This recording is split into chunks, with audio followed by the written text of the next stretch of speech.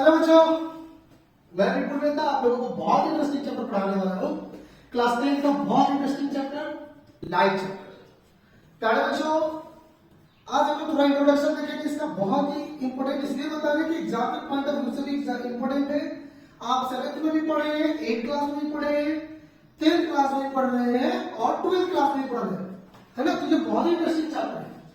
तो देखिए, सपोज करिए ये रूम है, आपका डार्क रूम है ना, डार्क रूम है। इसमें अगर कुछ नहीं दिख रहा, क्यों नहीं दिख रहा? क्योंकि यहाँ पे लाइट नहीं आ रही है ना। बिना लाइट का किसी चीज को देख ही नहीं पाएंगे। वहां देख पा रहे हैं तो लाइट की वजह से लाइट रिफ्लेक्ट होकर आपके आंख में जा रहा है, इसलिए वॉल को देख पा रहे हैं, है ना। तो देखिए ये रूम है, इस रूम में सपोज करिए कि अपने पास क्या है ना कि लाइट आया, तो लाइट जैसे ऑन करेंगे तो पूरा अपना दिखना शुरू हो जाएगा। लाइट जैसे ही ऑफ करेंगे बैक, लाइट ऑन किए आ गया, लाइट ऑफ करेंगे बैक। तो लाइट के कारण ही कोई भी चीज हमको दिखता है। क्यों दिखता है लाइट के कारण? तो सपोज मेरी लाइट यहां से आया और यहां से गया, फिर रिफ्लेक्ट होकर कहीं बाहर निकल जाएगा, नहीं मतलब हर जगह लाइट रिफ्लेक्ट करता है। तो चलिए इसको हम लोग बहुत इंटरेस्टिंग तरीके से स्टार्ट करते हैं। स्टार्ट देखिए, इस चैप्टर में हम लोगों को जो इंट्रोडक्शन है वो क्या क्या पढ़ा है। सबसे पहले हम लोगों को important term related to light, light के बारे में कुछ इंपॉर्टेंट टर्म्स होंगे। Ray of light, beam of light, convergent beam of light, divergent beam of light, क्या क्या वो सारी चीजें। ये characteristic of image form by plane mirror, plane mirror के द्वारा इमेज जो बनता है वो कैसे बनता है। फिर हम लोग देखेंगे इमेज और ऑब्जेक्ट में डिफरेंस क्या है, टाइप्स ऑफ इमेजेस के बारे में पढ़ेंगे। फिर हम लोगों को पढ़ना है स्पेक्ट्रल मिरर, फिर हम लोगों को उससे रिलेटेड टर्म्स पढ़ना है, स्पेक्ट्रल मिरर से रिलेटेड कुछ टर्म्स पढ़ना है। फिर हम लोगों को पढ़ना है एक मिनट, फिर हम लोगों को देखना है sign convention for spherical. Spherical mirror के लिए साइन कन्वेंशन क्या होगा, रूल्स पढ़ेंगे, है ना। रूल्स पहले पढ़ेंगे, फिर साइन कन्वेंशन पढ़ेंगे, फिर image formation by concave mirror पढ़ेंगे। अलग अलग पोजीशन पे ऑब्जेक्ट को रखेंगे तो इमेज का मतलब इमेज का फॉर्मेशन कहां होगा इसके बारे में पढ़ेंगे। फिर मिरर फॉर्मूला पढ़ेंगे। फिर हम लोग को चैप्टर पढ़ने हैं linear magnification produce by concave mirror. ये लीनियर मैग्नीफिकेशन होता है क्या, रूल्स भी पढ़ेंगे कन्वेक्स मिरर के लिए। फिर उसके इमेज फॉर्मेशन देखेंगे। फिर यूजेज ऑफ स्फेरिकल मिरर पढ़ेंगे, मतलब यूजेज ऑफ कॉन्केव मिरर और यूजेज ऑफ कन्वेक्स मिरर पढ़ेंगे। ये हमारे एग्जाम में आने वाला है। फिर रिफ्रैक्शन ऑफ लाइट पढ़ेंगे। फिर रिफ्रैक्शन ऑफ लाइट होता क्या, रिफ्लेक्शन ऑफ लाइट और रिफ्रैक्शन ऑफ लाइट में क्या डिफरेंसेस है वो पढ़ेंगे। फिर रिलेटिव रिफ्रैक्टिव इंडेक्स क्या होता है, एब्सोल्यूट रिफ्रैक्टिव इंडेक्स क्या होता है। फिर हम लोग पढ़ेंगे cause and laws of refraction. Refraction का क्या कारण है, क्या लॉ है ना। कुछ लॉ होगा तो भी रिफ्लेक्शन, तो लॉ ऑफ रिफ्लेक्शन और कॉज ऑफ रिफ्लेक्शन पढ़ेंगे। फिर हम लोग पढ़ेंगे रिफ्रैक्शन, फिर स्पेक्ट्रल लेंसेस के बारे में। कौन सा लेंस, कॉन्केव लेंस किसको बोलते हैं, कन्वेक्स लेंस किसको बोलते हैं, ये सारी चीजों को पढ़ेंगे। फिर terms related to spherical lenses पढ़ेंगे, इमेज फॉर्मेशन पढ़ेंगे कॉन्केव लेंस से कन्वेक्स लेंस से, है ना। इसमें पढ़ेंगे कन्वेक्स लेंस किसको बोलते हैं, कॉन्केव लेंस किसको बोलते हैं, ये सारी चीजों को जानेंगे। फिर new Cartesian sign convention for lenses, lenses के लिए न्यू कार्टेशियन साइन कन्वेंशन क्या है वो पढ़ेंगे। लेंस फॉर्मूला पढ़ेंगे, लीनियर मैग्नीफिकेशन पढ़ेंगे, पावर ऑफ लेंस पढ़ेंगे, power of accommodation of lenses. बस इतना ही पढ़ना है लाइट चैप्टर में। कहिएगा सर आप तो इतना टर्म्स बता दिए, इतना हम लोगों को टॉपिक पढ़ना, मतलब बहुत छोटा छोटा टॉपिक है और बहुत इंटरेस्टिंग टॉपिक्स है, जो भी है बड़ा मजा आएगा। तो चलिए स्टार्ट करते हैं। देखिए सबसे पहले हम लोग पढ़े सोर्स ऑफ लाइट क्या होता है ना। सोर्स ऑफ लाइट किसको बोलते हैं और फॉर्म ऑफ लाइट और सोर्स ऑफ लाइट में क्या डिफरेंसेस है इसको हम लोग जानेंगे। तो सोर्स क्या होता है, it is an object from which light is given out. मतलब सोर्स का मतलब कि वैसा पॉइंट, वैसा स्पॉट जहां से कोई एनर्जी निकले, सोर्स ऑफ एनर्जी का रहेगा। वैसा स्पॉट, वैसा जगह, वैसा ऑब्जेक्ट जहां से लाइट एनर्जी निकले, उसको सोर्स ऑफ लाइट। अब some sources of light are natural and many others are man-made source। जैसे सन हो गया नेचुरल सोर्स ऑफ लाइट है, मून हो गया नेचुरल सोर्स ऑफ लाइट है ना। तो सोर्स ऑफ लाइट मतलब नेचुरली और कुछ ना आर्टिफिशियल सोर्स ऑफ लाइट, जैसे अपने घर में लाइट लगाते हैं, बल्ब लगाते हैं, ये सब का जो लाइट आता है वो आर्टिफिशियल सोर्स ऑफ लाइट है, बल्ब भी सोर्स ऑफ लाइट है ना। तो उसमें हम लोग देखेंगे कि एक सोर्स ऑफ लाइट होता है सेल्फ ल्यूमिनस, मतलब जिसका अपना खुद का लाइट होगा उसको सेल्फ ल्यूमिनस बोलेंगे, लाइक बल्ब, लाइक सन, लाइक स्टार्स, है ना, लाइक फायरफ्लाई, जुगनू जिसको गाना है ना, जो जुगनू है ना। हाँ, जुगनू एक कीड़ा का नाम है, इंसेक्ट का नाम है, वो उसका भी मतलब वो अपना उसका खुद का लाइट होता है, वो मतलब खुद का लाइट देता है, इसलिए उसको सेल्फ ल्यूमिनस ऑब्जेक्ट रखेंगे। तो हमने लिखा a self luminous source is that which passes light of its own. For example, the sun, the stars, electric lamp, candle, etc. are self-luminous sources. और self-luminous एक non-luminous. Simply self-luminous को जो luminous भी बोलते हैं। तो non-luminous means जिसका अपना खुद का लाइट नहीं हो, that is non-luminous. जैसे ये बोर्ड लाइट रिफ्लेक्ट करेगा, लेकिन इसका अपना लाइट नहीं, इसलिए इसको non-luminous बोलेंगे। मिरर लाइट को रिफ्लेक्ट करता है, जैसे लाइट किसी पोजीशन से उधर से आया, या मिरर रखे उस साइड लाइट रिफ्लेक्ट करेगा, लेकिन मिरर non-luminous ऑब्जेक्ट होगा, उसका अपना खुद का लाइट नहीं है। तो एग्जांपल में देखिएगा, the moon, the book, table, chair etcetera non-luminous। मतलब उसका डेफिनेशन की बात करें तो कहेंगे a non-luminous source is that which does not passes light of its own।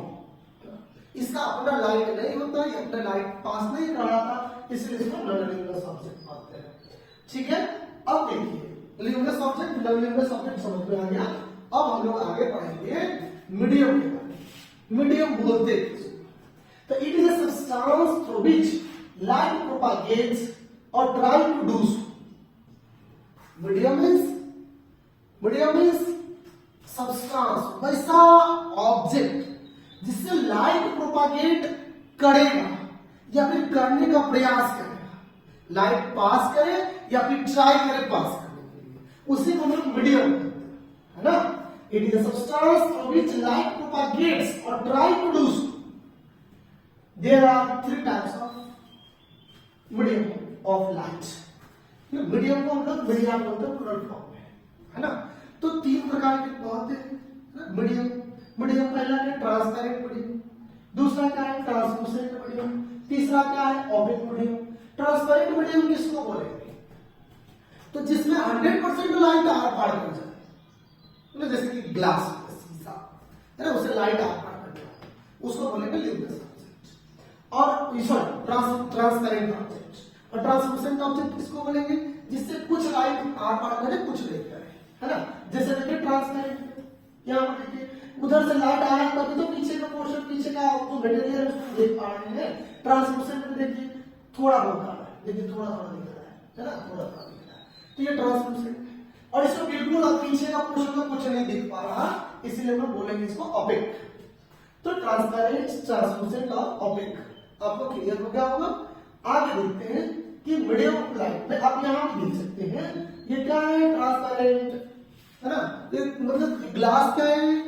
Transparent, है ना। इसमें ओपेक देखिए, अगर कोई पेपर ले लीजिए तो उसको वायर लगा दीजिए, तो वो पेपर ट्रांसपेरेंट नहीं होगा, ट्रांसलूसेंट हो जाएगा। ऐसा अगर पेपर में तेल नहीं लगी हुई है तो ओपेक है नहीं। जैसे देखिए यहाँ पे ये ट्रांसलूसेंट है और ये क्या ओपेक है ना। अब देखिए रे ऑफ लाइट किसको, बीम ऑफ लाइट किसको बोलते हैं, ये सब पढ़ेंगे। रे ऑफ लाइट किसको बोलेंगे? रे of light is a straight line path along which light travel। आपको ये पता होगा light is made up of very tiny particles called photon. जो लाइट जो है बहुत छोटे पार्टिकल्स के बने होते हैं, जिसको हम लोग क्या बोलते हैं? फोटोन बोलते हैं। And it travels in straight line, है ना, वो स्ट्रेट लाइन में ट्रेवल करता है। इस पे दो तरह के थ्योरी बने थे, दो तरह के साइंटिस्ट आए, दोनों में लड़ाई हो गई, है ना। हाँ, मतलब लड़ाई नहीं हुई, मतलब साइंटिस्ट लोग लड़ाई नहीं करते हैं, मतलब वैसे बोल रहे हैं कि दोनों में कंट्राडिक्शन हुआ। एक का कहना था कि लाइट छोटे छोटे पार्टिकल्स के बने हुए जिसको फोटोन बोलते हैं, और फोटोन जो स्ट्रेट लाइन को ट्रेवल करता है जिसको रे ऑफ लाइट।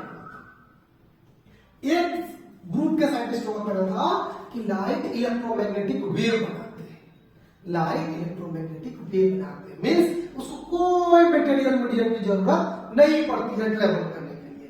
लाइट को, मान लीजिए लाइट है, अगर वैक्यूम में ट्रेवल करेगा तो 3 इंटू 10⁸ मीटर पर सेकंड का स्पीड से ट्रेवल, मींस 3 लाख किलोमीटर एक सेकंड में लाइट ट्रेवल कर सकता है।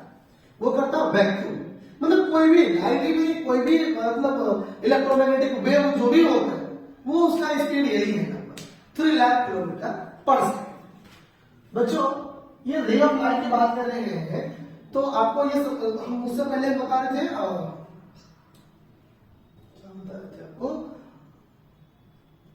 वेव थ्योरी और पार्टिकल थ्योरी। वेव थ्योरी आपको समझा दिया, पार्टिकल थ्योरी समझा, और दोनों जब ये हुआ ना, दोनों में कंट्राडिक्शन चलते रहा कि नहीं वो छोटे छोटे पार्टिकल्स के बने होते हैं, आप रूम को थोड़ा खोलिएगा, डार्क रूम है तो लाइट आएगी तो थोड़ा थोड़ा ही सही लेकिन पूरे रूम में फैलेगी, मतलब लाइट छोटे पार्टिकल्स के बने हुए जिसको फोटोन बोलते हैं। अच्छा, फोटोन से ही फोटोसिंथेसिस का भी काम होता है। और तो ये दोनों जब वेव थ्योरी पार्टिकल थ्योरी के बाद एक अलग तरीके से जब आगे जो साइंस आगे बढ़ा तो स्टडी हुई तो पता चला नहीं ये दोनों लॉ को फॉलो, दोनों थ्योरी सही है, वेव थ्योरी भी सही है, पार्टिकल थ्योरी भी सही है। तो दोनों को मिला के एक नया थ्योरी बनाया गया जिसको बोला गया क्वांटम थ्योरी, है ना। तो चलिए अब रे ऑफ लाइट देखते हैं। रे ऑफ लाइट में क्या है कि रे ऑफ लाइट को कैसे रिप्रेजेंट करते हैं, इसका एरो है ना, इस तरह से करके देते हैं, बोले it represent by an arrow here on straight line का एरो देते हैं। The arrow here represents the direction of propagation of light. ये एरो हेड क्या रिप्रेजेंट करता है, लाइट किस डायरेक्शन में मूव कर रहा है, ऐसे दे दिया बस लाइट का जो कोई सोर्स होगा यहां होगा, इधर से कुछ इधर जा रहा है या फिर रिफ्लेक्ट करके भी जा सकता है। Number of rays combine together form beam of light, मतलब बहुत सारा रेज अगर एक साथ कंबाइन हो जाए तो उसको बोलते हैं हम लोग बीम ऑफ लाइट बोलते हैं। A narrow beam of light is called pencil beam of light. Means अगर बीम ऑफ लाइट है, एक लाइट का एक रे, दूसरा रे, तीसरा रे, मतलब ये बहुत पतला है और बहुत सारे रे ऑफ लाइट का बंडल है जिसको बीम ऑफ लाइट बोलते हैं। नैरो बीम ऑफ लाइट को हम लोग बोलते हैं क्या, पेंसिल, लिखने वाला पेंसिल नहीं, pencil beam of light. A pencil of light may be of three kinds. Pencil of light 3 तरह के हो सकते हैं, या फिर आप बोलिएगा बीम ऑफ लाइट 3 तरह के हो सकते हैं, convergent beam of light, divergent beam of light और पैरेलल बीम ऑफ लाइट। तो कन्वर्जेंट बीम ऑफ लाइट किसको बोलते हैं, convergent beam of light it is that in which ray of light go to meet at a particular point. किसी particular point पे यहां पर आकर के मीट करे, लाइट ऐसे आया और यहां पर आकर के मीट कर गया, एक पर्टिकुलर पॉइंट पे आकर के मीट कर गया, तो इसको कन्वर्जेंट बोलते। It is that in which ray of light comes out of a point source, यहां से चला अलग अलग डायरेक्शन में मूव किया तो इसको बोलेंगे डाइवर्जेंट बीम ऑफ लाइट, और एक दूसरे के पैरेलल रहा तो इसको पैरेलल बीम ऑफ लाइट बोलेंगे। अब देखिए हम लोग पढ़ने वाले हैं reflection of light. Means reflection means the bouncing back of light. The bouncing back of light is called reflection of light. जैसे कोई भी ऑब्जेक्ट हम लोगों को दिखता है क्यों, रिफ्लेक्शन के कारण। जैसे ये लड़का को देखिए टॉर्च इधर जला रहा है, नहीं टॉर्च यहां से जलाया, ये मिरर है और मिरर से लाइट रिफ्लेक्ट करके नहीं, ये एनसीईआरटी में ये फोटो आप देखे होंगे, है ना। तो क्या है, when a ray of light approach a smooth polished surface and the light ray bouncing back, it is called reflection of light. फिर भी उतना सही नहीं बोलेंगे इसको, स्मूथ सरफेस ही नहीं, स्मूथ पॉलिश सरफेस ही नहीं, रफ सरफेस भी चलेगा। मतलब बाउंसिंग बैक ऑफ लाइट को हम लोग रिफ्लेक्शन ऑफ लाइट बोलते हैं, है ना। The bouncing back of light is called reflection of light. तो प्यारे बच्चों यहां पर देखिए, यहाँ 2 तरह के रिफ्लेक्शन होंगे, एक होगा रेगुलर रिफ्लेक्शन और दूसरा होगा डिफ्यूज रिफ्लेक्शन। रेगुलर रिफ्लेक्शन में क्या होगा, पैरेलल बीम ऑफ इंसिडेंस आया और पैरेलल रिफ्लेक्शन हुआ, इसको बोलेंगे रेगुलर रिफ्लेक्शन ऑफ लाइट। और डिफ्यूज रिफ्लेक्शन किसको बोलेंगे? When a beam of parallel light rays is incident on rough surface, किसी रफ सरफेस पे, दीवार पे, किसी और दूसरे ऑब्जेक्ट पे लाइट गया और वो टकराएगा, वहां से रिफ्लेक्ट होगा तो अलग अलग डायरेक्शन में होगा, इसीलिए उसको इरेगुलर रिफ्लेक्शन बोलेंगे या फिर डिफ्यूज रिफ्लेक्शन भी बोलेंगे। अब देखिए यहां तक आप नोट डाउन कर लीजिएगा, फिर आगे देखिए हम लोग कुछ टर्म्स पढ़ेंगे लॉ ऑफ रिफ्लेक्शन से, जैसे इंसिडेंट रे, रिफ्लेक्टेड रे, angle of incidence, angle of reflection, ये सब होता है। तो बाबू किसी भी सरफेस पे, किसी भी स्मूथ सरफेस पे, किसी भी स्मूथ सरफेस पे लाइट रे कहीं से आया और ये स्ट्राइक किया, इसको बोलते हैं इंसिडेंट रे ऑफ लाइट। क्या बोलते हैं इसको? Incident ray of light. और जहां से टकरा के रिफ्लेक्ट कर गया, इसको बोलेंगे रिफ्लेक्टेड रे ऑफ लाइट।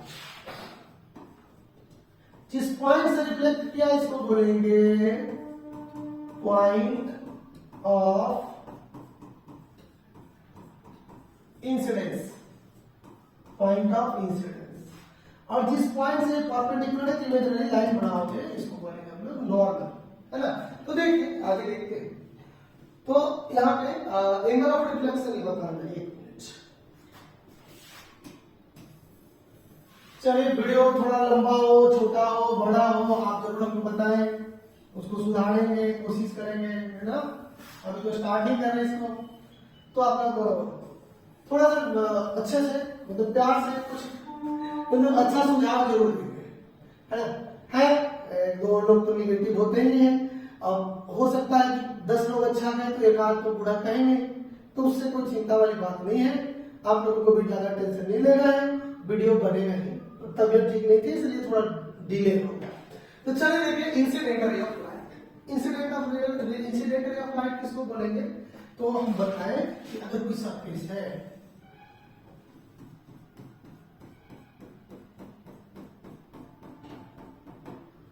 मान लीजिए सपोज करिए प्लेन मिरर।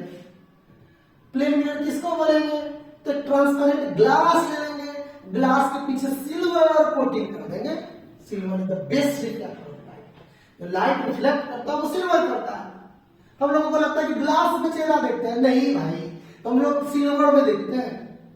बहुत अमीर आदमी हम लोग, सिल्वर का मिरर होता है हमारे पास, है ना। तो सिल्वर फॉइल पीछे रहता है, आगे से ग्लास है और पीछे से पेंट कर देते हैं, रेड ब्लैक जो भी, फिर उसको फ्रेमिंग कर देते हैं, तो वो बन जाता है मिरर। लेकिन वैसा मिरर तो यहाँ बनाएंगे तो फिर हम लोग पढ़ने से है, तो हम लोग बैनर बनाते हैं। सपोज करिए मिरर है, इसमें थोड़ा सा पीपीटी पे थोड़ा डार्क आ रहा है, इसका आप सीखेंगे और आप बताएंगे बाद में इसको और अच्छा सुधारेंगे, है ना। फिर भी देखिए, अब जैसे लाइट कहीं से आ रहा है, इस ऑब्जेक्ट पे पड़ा मिरर, तो इसको बोलेंगे इंसिडेंट रे ऑफ लाइट। और ये इंसिडेंट रे को ऐसे आई देख के एरो से पढ़ेंगे। इस पॉइंट को हम लोग बोलते हैं पॉइंट ऑफ इंसिडेंस। जिस पॉइंट पे लाइट रे पड़ा है ना, उसको क्या बोलेंगे? Point of incidence. अब देखिए जिस पॉइंट पे लाइट पड़ा उसके एक परपेंडिकुलर लाइन खींचते हैं, उसके एक सीधा परपेंडिकुलर एक लाइन खींचेंगे, इसको बोलते हैं हम लोग नॉर्मल। क्या बोलते हैं मुन्ना? नॉर्मल या नॉर्मल रे। और देखिए ये लाइन ऐसे आता है तो आप गौर कीजिए कि ऐसा रिफ्लेक्ट नहीं कर गया, ये थोड़ा ज्यादा ही रिफ्लेक्ट कर गया, इसको मिटा दीजिए, है ना। ये जितना एंगल होता है ना उतने एंगल से ये रिफ्लेक्ट नहीं करता है, तो इसको बोलते हैं रिफ्लेक्टेड रे। और रिफ्लेक्टेड रे को आर से रिप्रेजेंट करते हैं। मुन्ना अब क्या है ना कि अब इसमें देखिए, इसको बोलते हैं एंगल ऑफ इंसिडेंस, इसको बोलते हैं एंगल ऑफ इंसिडेंस, और इसको बोलते हैं एंगल ऑफ रिफ्लेक्शन। मतलब angle between incident ray and normal is called angle of incidence, and angle between incident ray and reflected ray is called angle of reflection. Babu angle between mirror and incident ray या फिर angle between reflecting surface and incident ray, इसको बोलते हैं glancing angle. Glancing angle of incidence, और इसको क्या बोलेंगे, glancing angle of reflection, glancing angle of reflection. तो बस आपको यही कुछ पढ़ना है, इसके बारे में हम आगे देखेंगे। लॉ ऑफ रिफ्लेक्शन भी पढ़ रहे हैं, तो इंसिडेंट रे समझ में आ गया होगा, रिफ्लेक्टेड रे समझ में आ गया होगा, नॉर्मल समझ में आ गया होगा, पॉइंट ऑफ इंसिडेंस समझ में आ गया, glancing angle of incidence, glancing angle of reflection, यहां तक तो कोई दिक्कत नहीं होनी चाहिए। और बहुत मजे की बात यह है कि आप बार-बार वीडियो को देख सकते हैं, है ना। हाँ, एक बार पढ़ाएंगे तो आप जितना बार चाहे देख सकते हैं। और सुझाव प्लीज रिक्वेस्ट आपसे सुझाव जरूर देंगे सर, यहाँ पे सुधारने की जरूरत है ना। कोई भी आदमी जो 100% परफेक्ट होता नहीं।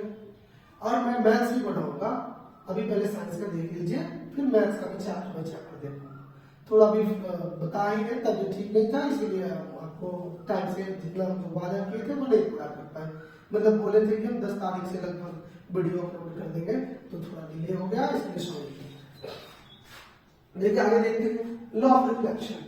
लॉ ऑफ रिफ्लेक्शन में क्या है, तो दो लॉ दिया गया था इक्विलिड के द्वारा, है ना। इक्विलिड वाई इक्विलिड, हाँ सही पकड़ा, क्लास 9 में पढ़े थे इक्विलिड ज्योमेट्री, है ना।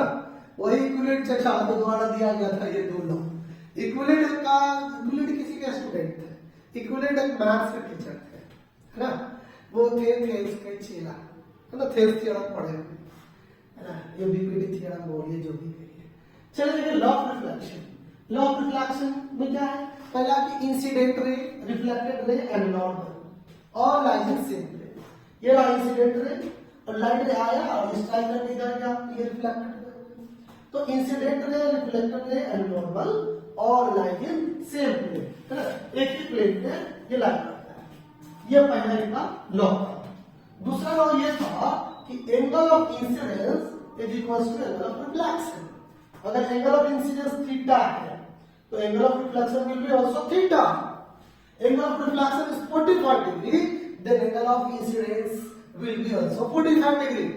हां, कभी-कभी आपसे पूछ देगा कि बाबू बताओ, जाओगे ना नहीं, मतलब मान लो शादी वाली में जा रहे हैं, कुछ अच्छा नहीं मिल जाता है, उस उनका टारगेट ही रहता है शादी में खाते रहेगा, हाल चाल पूछेंगे, फिर पूछेंगे बेटा ग्लेंसिंग एंगल क्या होता है, बता दिया तो बोलेंगे कि ग्लेंसिंग एंगल 45 डिग्री है, या बोलेंगे ग्लेंसिंग एंगल 60 डिग्री है, तो बताओ एंगल ऑफ इंसिडेंस कितना।